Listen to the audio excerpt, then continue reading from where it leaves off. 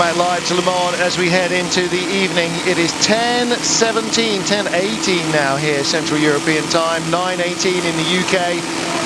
What's that, Eastern? I have no idea. It's 2 p.m. Eastern. -6.